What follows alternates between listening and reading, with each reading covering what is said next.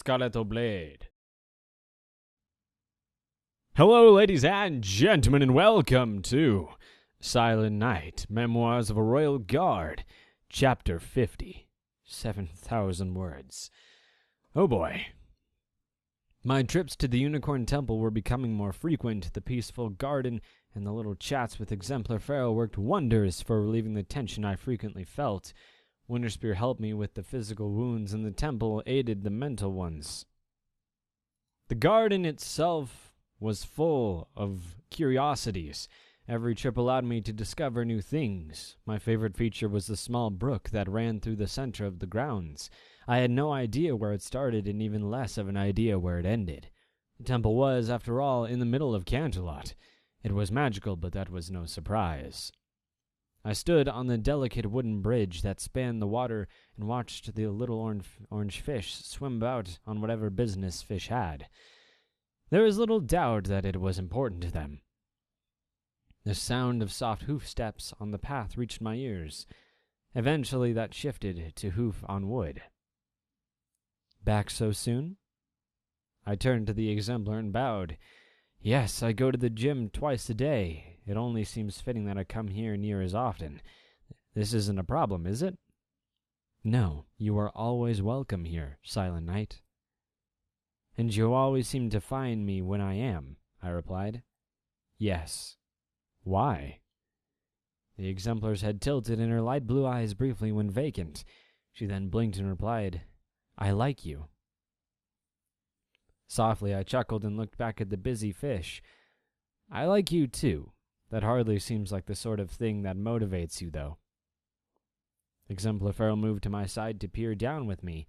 In most cases I would agree. In this case I speak the whole truth.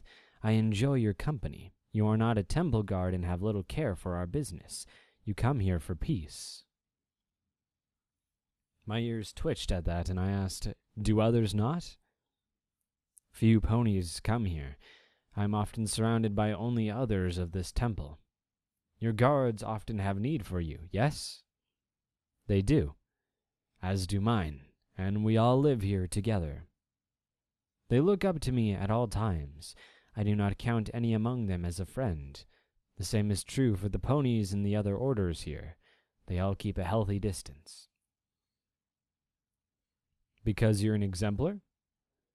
The unicorn shook her head. No, because I am odd. You're odd, but not that odd. Surely they don't dislike you. She shook her head again. No, they don't. They just keep the distance. One of the little orange fish swam by itself in a circle. The others kept on going about their day. Not that I'm asking so that I can keep my distance, but the other temple guards I met aren't like you. You have a talent they don't, correct? Yes. I shifted my attention back to her. Tell me about it. It's hard to explain and largely unbelievable, she replied. Tell me anyway. In the worst case, we discover that there is just one more aspect of magic I don't understand. That is no different from yesterday. Exemplar Pharaoh seemed to contemplate that a moment and then nodded. I am not certain it is magic, so much as my unique talent, of course. I was a strange fool prone to bouts of silence and sudden terror. My cutie mark appeared before I could speak. The exemplar's cutie mark was an hourglass of sorts. The top was open and both sides of the sandglass were blown away as if there were no more than dust. For as long as I can remember, I have seen glimpses of the near future. They always come in threes, and inevitably two are always false. The visions most often come in sleep. Others come while I am awake. In either case, they are so real, so vivid, that I have difficulty knowing what a reality is. Am I talking to you now or experiencing a vision? I cannot be certain. That floored me. So you know what will happen, but it's clouded by what won't? Yes, I have perfect recall of each vision, whether they occur or not. To me, it is as if they have occurred. I try very hard to recognize when one is coming true, but I can't be sure until it has already passed. I spent the first century of my life running around shouting about doom and ruination that only occurred 1/3 of the time. It ensured I lacked credibility and that ponies would keep their distance. The idea of not really knowing what reality was frightened me a bit. How do you deal with your talent? The exemplar shook her head as best as any pony can. The temple keeps me isolated, and when I am alone I rarely have visions. If I do, they only apply to me. It is when other ponies get into the mix that they increase. When we left these walls, I was in the proximity of 3 other temple guards, your house guard, the palace guard, and Princess Luna. It was overwhelming. You seem to have functioned beyond fine, I said softly. She smiled indeed. Suffice to say I did the best I could. It is hard to know if my actions had any effect, however. The night I warned you, I saw 2 visions of Princess Luna being attacked in her chambers, and yet she was not. The warning set me on alarm, and we took a lot of action that night. Perhaps that threw off the would-be attackers, I suggested. The exemplar softly shrugged. Idly I brushed a hoof along the smooth trail of the bridge. What did you see the day of the ambush? Turmoil, she replied. Of course you saw turmoil. We were going to be attacked. That is not what I mean. I saw 3 visions for the princess, 3 for myself, 3 for you, 3 for the griffin, and so on and so on. I look for commonalities in visions. When there are so many coming so frequently, that becomes impossible. I wasn't wholly aware for most of the day. It became unclear what was real. My head bobbed in a soft nod. It was largely unbelievable, but I had no reason not to. The exemplar had a talent that was both infinitely powerful and equally useless. Most ponies would likely have been driven insane by it. Perhaps she was. So you live this way every day? Yes, the frequency isn't as bad within the temple grounds, and I am easily able to perform my duties. Beyond that, when I am not certain I am in reality, I cling to it. Your visits these days are rarely worthy of a vision yet. Thus, when you are here, I know that now is most likely now. I'm glad I can be of some service, then. I was worried I was doing more taking than giving. Even if that were the case, we are here to serve. Still, I would not be upset if you chose to keep coming even after you have decided to let go of the specter that is astride your back. Good day, Silent Night. My head bowed politely to her, and I replied, Good day, exemplar. Princess Luna and I sat across from each other in the bedroom. We were laid out on plush pillows, enjoying a bit of silence. It was suspicious. Very suspicious. We'd sent the guards out to the main chamber and came all the way back to be as far from them as possible. I'm certain I found them, the princess said finally. The ponies you're looking for? How? I asked. The book I'd found levitated from her vanity and landed between us. This is a journal. When you went to Smoky Mountain, it seems likely that you were noticed. You probably surprised the pony in question, and as a result, she dropped her journal. That made sense. It was careless, but then again, the princess had never said I was looking for soldiers. The journal explains where she was from? Verily, she replied, but with no excitement. That was a strange reaction. Aren't you pleased, princess? With a sigh, she continued, I am, and at the same time not. These ponies don't know me. What if they don't trust me? They're living in exile. Why should they wish to return? Exile? Where? The Badlands. Their ancestors fled there 1,000 years ago to build a new settlement as far from the old capital as possible. They've been forgotten. 1,000 years ago. When were you banished? Yes, when I was banished by Celestia. There were so many pieces to this puzzle that I was missing. It was time to gather a few more. What is the House of the Night? Princess Una's ears stood up straight. Where did you hear that name? My head shook. I won't say. What is it? Is it related to these ponies? Yes. They fled because the House of the Night became vacant. In their mind, aggression had been brought against their last alicorn. Princess Celestia banished you. They were frightened of her? Most frightened. My sister and I are alicorns far more powerful than you are aware. For her to banish me, well, consider that the most frightening thing that could be imagined for these ponies. It would be viewed as an attack, regardless of the circumstances. My stare was vacant. An attack? Princess, are we in danger of some sort of cold war with these ponies and don't know it? Potentially, yes. That is why it is critically important that you get well enough to travel. You'll need to go to them and pave the way for me to visit. How do you know they won't attack me? I don't, but I suspect they will not. You suspect? How can you send me into a lion's den on a suspicion alone? My tone raised a little. The princess just shifted slightly and replied, Because I must. You will carry a banner of peace, of course, but I suspect they will not attack because they will recognize you as a distant relative. You share the same ancestors. What? What do you mean? Your family line is not all Pegasi. They will recognize your ears and cutie mark. My heart started beating faster, and it was harder to keep my composure. Princess, what kind of ponies are these? What are they hiding from? I have a right to know. The princess looked tormented. Indecision and concern played across her face, and she made no effort to conceal it. When she finally spoke, her voice was quiet. They are Nox ponies. Pegasi of the night, if you will. Your family share a common ancestor, Moonlit Star. She was the matriarch of which I spoke all that time ago. She was to help me, and Star Swirl, the bearded, help Celestia. I was too stubborn to listen to. The princess stopped, tears pooling in her eyes. With a deep breath, she pushed on. To a normal pony.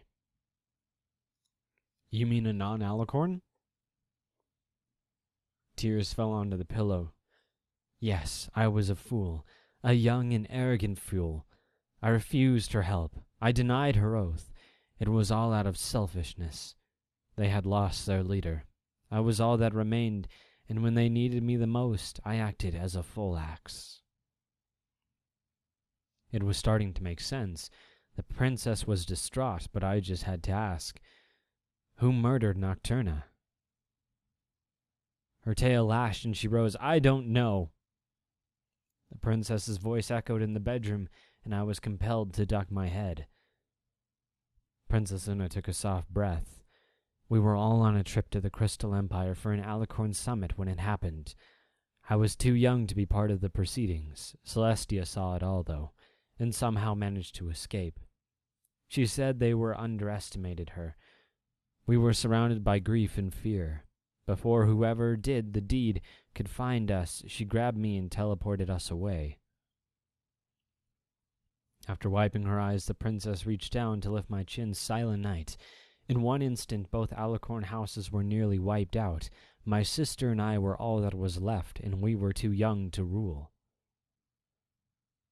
Both houses? If there was a house of the night, then it made sense that there was a house of the day. Wait, Nocturna was not the only one murdered? No.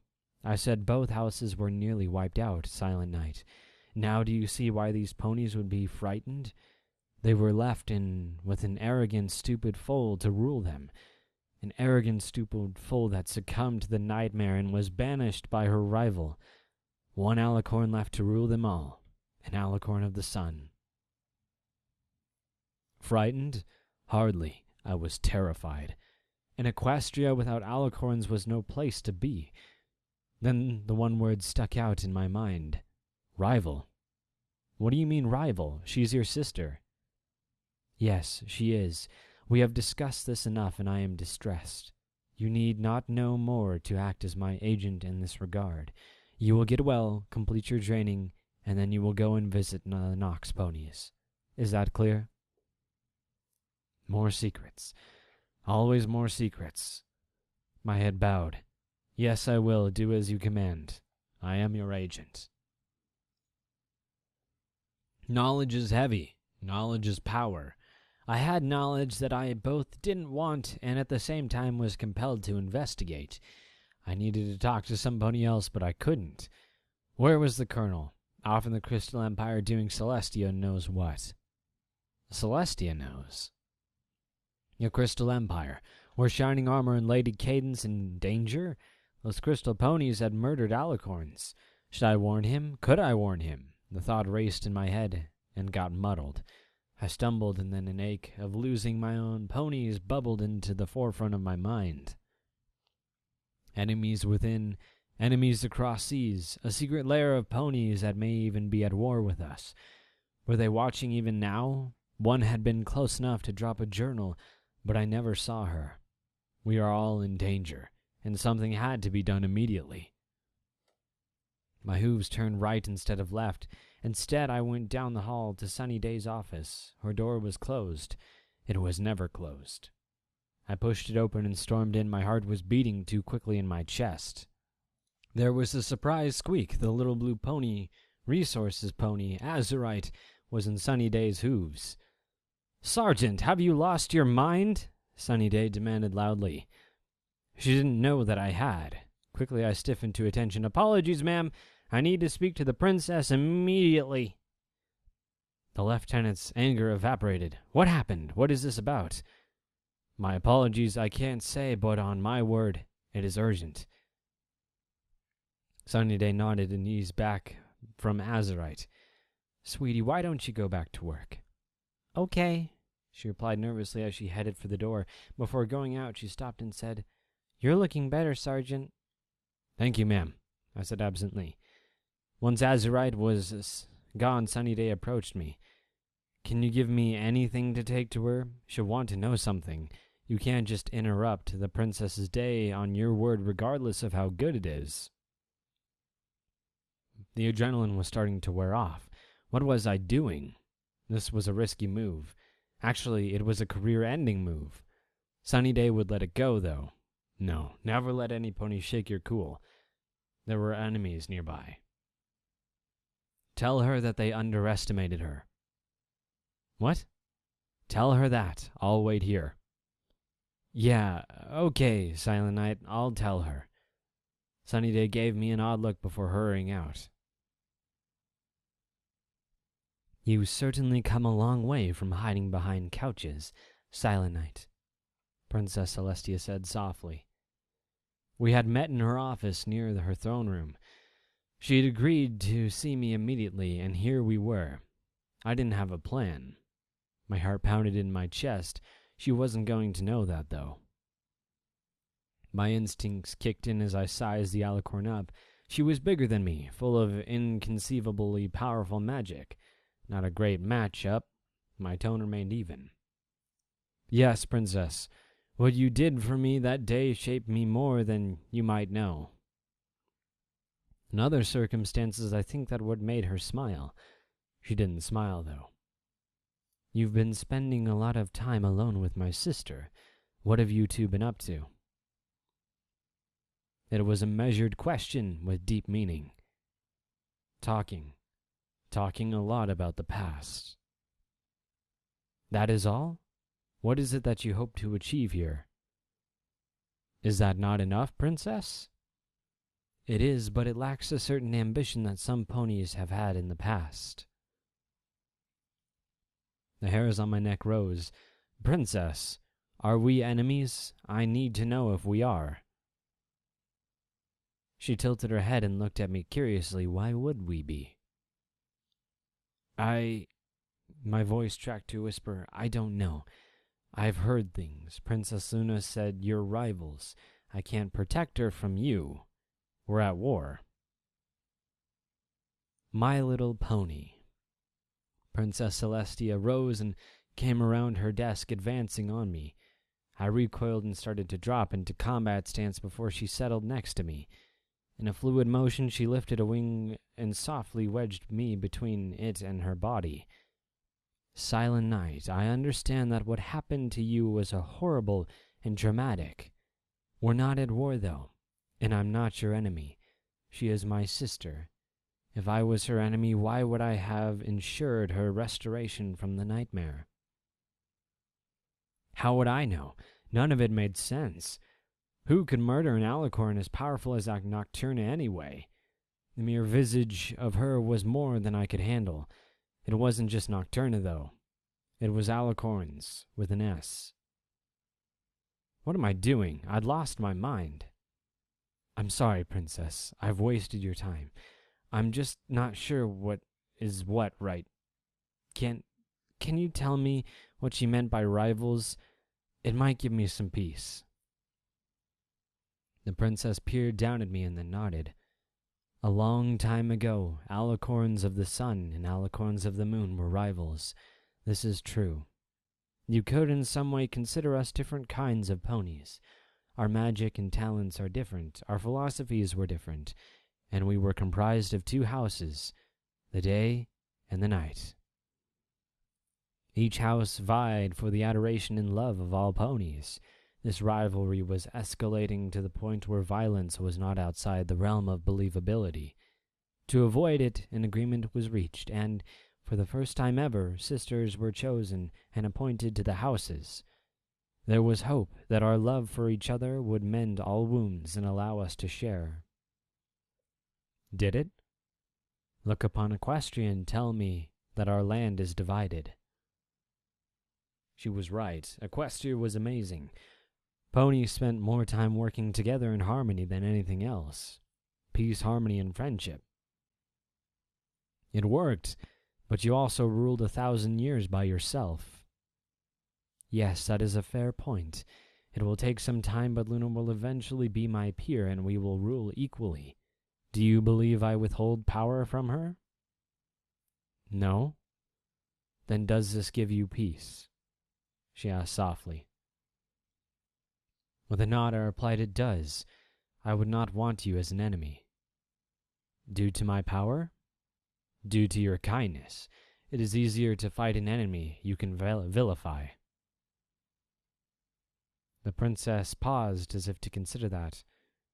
Your secret meetings with Luna have been about this? There it was. Then, all the sneaking around, and I just blurted it out in a fit. Carefully, I had to consider my oath to Princess Luna. No other pony. I'd promised Shining Armor that if this became a military matter, I'd warn him. Had this been a military matter? It felt that way. I'd taken what Princess Luna had said as a risk. It was a gray area. In part, yes, Princess. Well, what a shame. I thought she would succumb to your charm. I stiffened and moved away from her. What? No, ma'am. That is inappropriate. She laughed and lifted her wing, no less inappropriate than accusing the ruler of a nation of being an enemy. My ear shut up. Asked, Princess, I asked respectfully. I slowly backed out from under her wing, my head held low. Princess Celestia nodded, and then her expression went firm. Silent Night, what you know is dangerous. You'll understand that I must know your intentions for that information. Yes, Princess. My intentions are to do as your sister commands. If she orders it kept secret, it will be so. If she feels I should tell? The words caught in my throat in a moment, and I bowed my head. I'm sorry, Princess. I'll do as she orders. I'd chosen one princess over another, and I meant it. Princess Celestia's head tilted a moment, and she replied, That is precisely what our mentors were trying to avoid, but I respect your loyalty. I should caution you, most ponies are not ready for this knowledge. You may be in a weakened state, but you are still stronger than most, and look at how it impacted you. Please exercise good judgment and not just blind loyalty. I understand, and again, my apologies, Princess. It truly wasn't my intention to offend you. The words were hollow, though. No, I had not meant to offend her, but I had made it abundantly clear that I took her sister's side. Focus on getting strong. Princess Una will have more need of you, and it is her right to investigate the past. I believe you will be a voice of reason for her. Please do not make me regret trusting you with my little sister. Yes, Princess. Again, my sincere apologies for my words and actions today. I felt like I was back there. I'm worried about being ambushed. Princess Celestia shook her head. Your heart was in the right place. Now, should it ever come up, you thought you remembered something about a griffin spy infiltrating the palace, and I was the only pony you knew for sure you could trust. A fit of paranoia following your injury. Yes, another pony napping attempt. Paranoia. Good day, Princess. Good day, Silent Night. We were just kissing. My hooves came up. It isn't any part of my business, ma'am. Azurite set a hoof on her desk. Just kissing, nothing else. The regulation allows for officers and warrant officers to date. I don't work her file. Ma'am, honestly, it isn't my business. She is a great officer. She wouldn't do anything wrong. She was leaning across the desk in what I guess was an attempt to be intimidating. The passion was there, but Azurite was smaller than Miley and looked like some pony's kid sister. I wasn't exactly shaking in my hoof guards. Ma'am, I have no doubt of that. Sunny Day is an excellent officer. I wouldn't cause her any trouble, so please stop telling me what you two were doing. I don't need to know. Azurite peered at me. Then why were you there? You left a reminder in my mailbox to come see you at the earliest convenience. To emphasize the point, I held up the little note. It was blue, like her, and covered in glitter, like her. She slapped herself on the forehead and turned bright red. Sweet Celestia, yes. You need to sign a form. I signed about 1,000 forms the last time I was here. Is there really another? Azurite nodded and dug through my file. She produced a paper and slid it across to me. By signing this form, you acknowledge the Colonel, Shining Armor, and Princess Una are covering your tuition of the Royal Equestria's Office Academy, and if you do anything that lacks integrity, that intuition will be pulled, and you will be responsible for paying your own way. Okay. My signature went on the page. Anything else, ma'am? It was just smooching. You can smooch on duty. I'll get the regulation manual. Ma'am, you can smooch on duty. Ma'am, please. Dismissed, she said with a huff, and I hurried over before she could get her manual. It had been a really weird day in the palace. My talk with Princess Una had worked me up in a way I hadn't expected. Then the talk with Princess Celestia had calmed me down and embarrassed me on several levels. As soon as that was done, I had reminded that other ponies were paying for me to go to a really expensive school. That, in turn, reminded me that soon I wasn't going to be unit sergeant anymore. Change was in the air, and I wasn't certain all of it was good. I had been so busy running around like crazy that I'd made zero progress on Runic's birthday party. There was still a ton to do, and I hadn't even spoken to Miley yet. That was my next activity. Getting up and down was starting to get easier, but still took a bit of effort. I left my office and headed for where I thought Miley would be. Her office. Excuse me, please, Mr. Guard Pony. The voice was sugary sweet and bubbly. Yoo-hoo! Me? I asked, and I turned around to find a Pegasus mare flapping up behind me. She was 4 different shades of pink, to be specific, and had a cutie mark of little hearts that trailed all over her flank. She came to an abrupt stop and then nodded. Yes, you! Oh, you look hurt. Are you okay? You should see the other guy. I shook my head. I'll be fine. How can I help you, and how did you possibly get back here unescorted? Oh, good. It's fine. Most ponies don't mind me. She offered up a hoof and smiled happily. I'm lovey-dovey. I straightened to my full height before I took her hoof shake. Royal Guard ponies are supposed to mind you. They're supposed to mind you not getting back in the princess's private wing. I'm Silent Night, and let me help you back to the tour.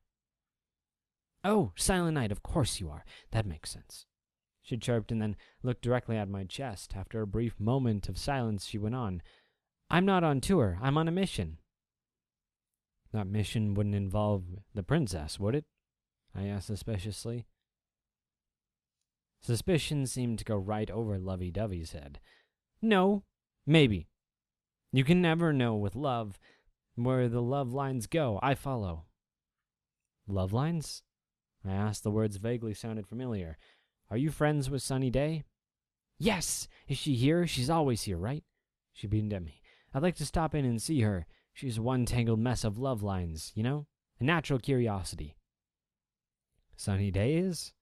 Yes, where is Sunny's office? Take me to Sunny, please. She leaned in a little too close for comfort, but I didn't flinch.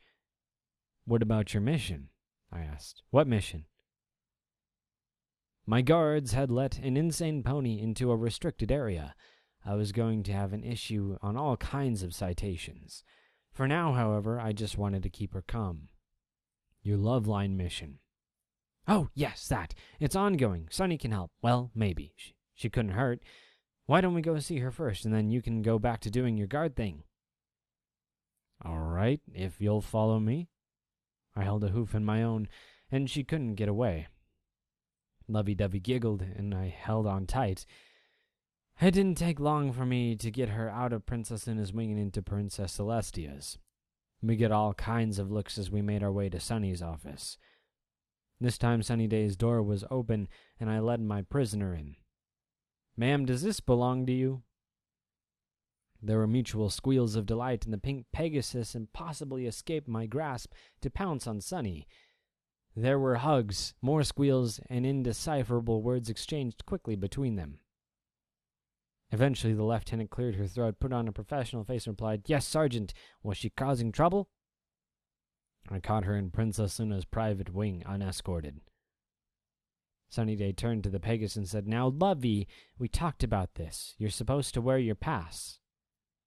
Lovey-Dovey chirped, I left it in Ponyville. Besides, no ponies mind me. Yes, I know, but when you do that, you give ponies like the Sergeant cause for concern, and he has a rough day. Right, Sergeant? Yes, ma'am. I assume if I check the access roster, she has the appropriate pass? Yes, no citations today. Lovey-Dovey is Equestria's finest matchmaker. She is also Princess Celestia's unofficial Secretary of Love. I see. I didn't. Will there be anything else, ma'am? May I assume I can leave her in your care? Sunny Day laughed and nodded. Yes, of course. Dismissed. This was turning out into a really weird day. Hastily, I left the office and headed out to try to find Miley again. As I approached her office, I noticed that there were less guards in the hallways than I would have set. They were looking at me, too. Something was up. When I got to Miley's door, I knocked and walked in. The newly minted Sergeant Miley Hooves stood up suddenly. Boss! I laughed. I'm not officer yet. Miley shrugged and replied, I was, practicing. What can I do for you, boss? This is a social call. She relaxed a bit. We want to throw a surprise party for Runic for his birthday. We have some tentative plans, but Winterspear and Iridescence inform me that I have to run everything by you. Miley's head tilted and she seemed to get it. Oh, that is funny, that you want to do a surprise party. They're right. I noted he is my cousin and I had him first. Why is it funny that I want to do a surprise party? I'll take that under advisement, Miley said. She at least giggled, and when she did, so I didn't feel so bad.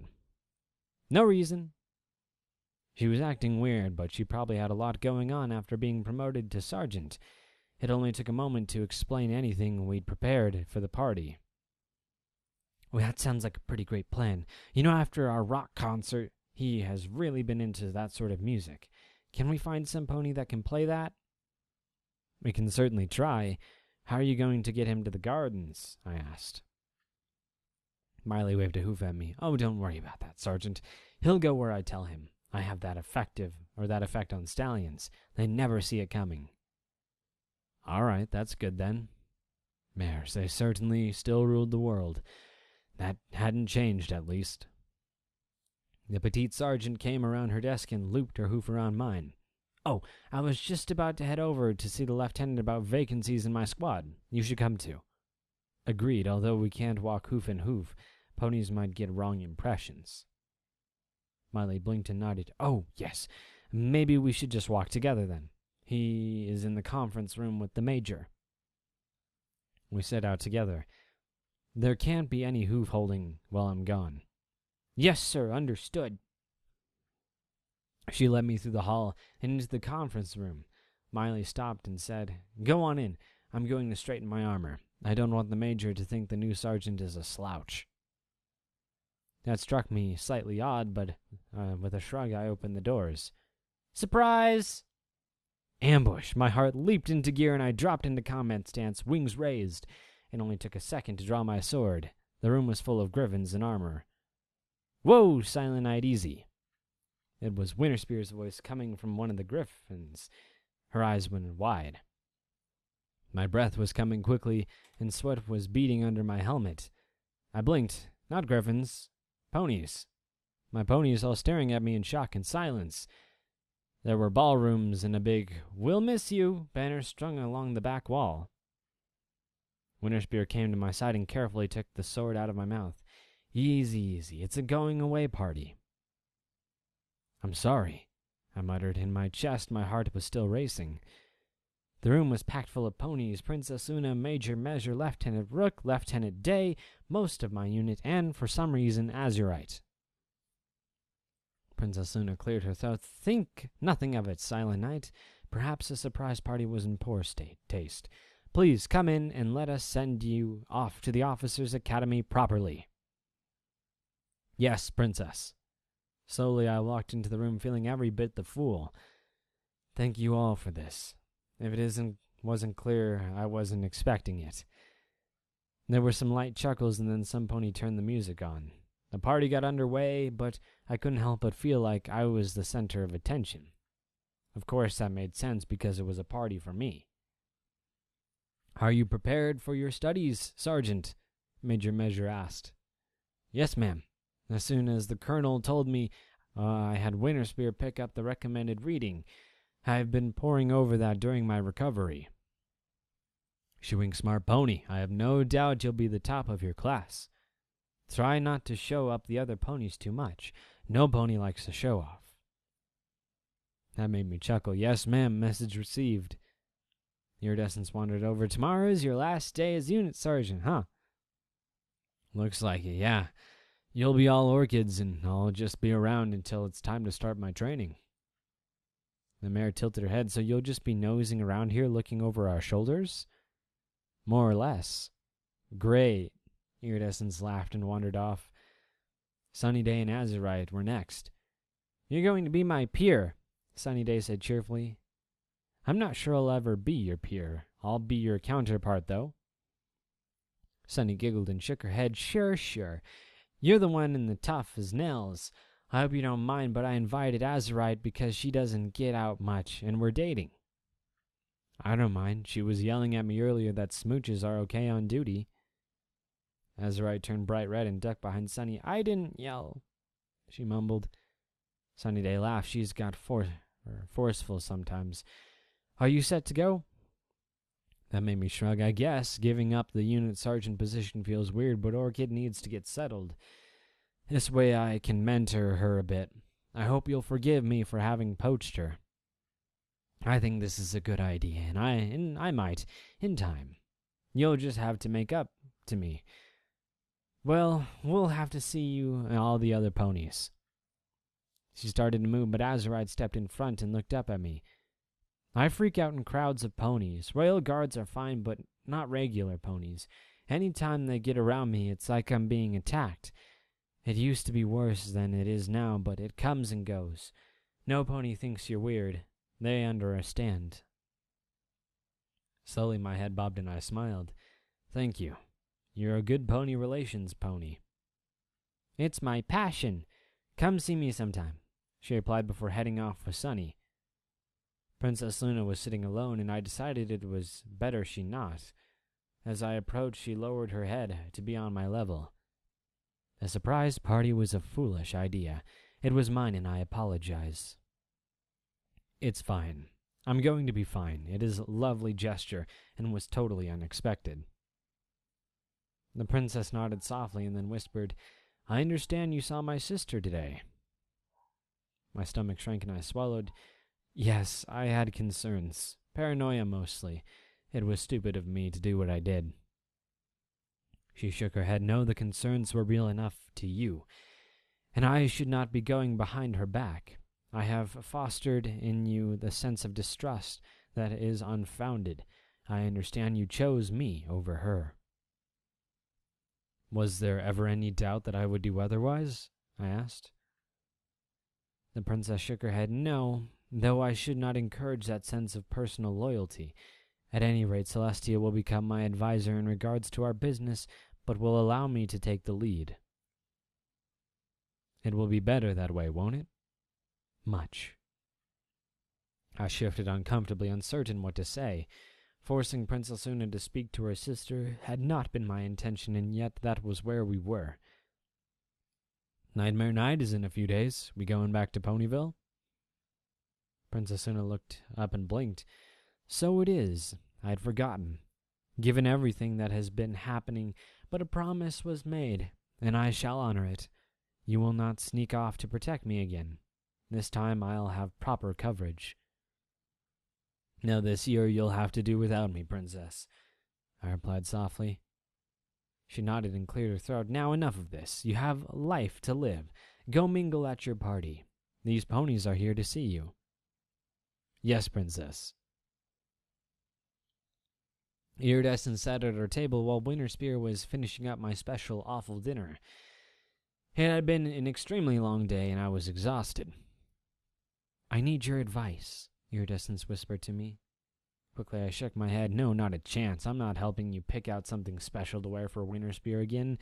I'm glad we're all good now, and I thought I was okay with it, but it was just weird. Go ask some pony else, I whispered quickly. That earned me a light hoof on the shoulder, and I glared. Wounded pony! Iridescence shook her head. I agree that was weird, and I'm sorry. That isn't what this is about. Then why are you whispering? I asked. Iridescence eyed me menacingly. I don't want to scare your sister. You're scaring me, I replied in whispers. I'm thinking about moving Dot here. She isn't happy at home, and I don't want her in the environment she doesn't like. I'd rather she live with me. My head tilted. Dot had been very different from her sisters. I could see why she wouldn't like it in Manhattan. Why would that scare Winterspear? Oh, I don't know. I'd have a filly. Do you even remotely understand relationships? I just stared at her. You know better than any pony. I don't. Iridescence's ears twitched and she said, Okay, I walked into that and I apologize. Fillies and colts complicate relationships. We won't have as much time to be together and Dot will always be around. It is tough enough when the foals belong to both of you, but in this case, Dot would be nothing but an inconvenience to your sister. I think she'd be more hurt that you thought she'd be upset at you for doing the right thing, I said, even more so if she knew you came to me first.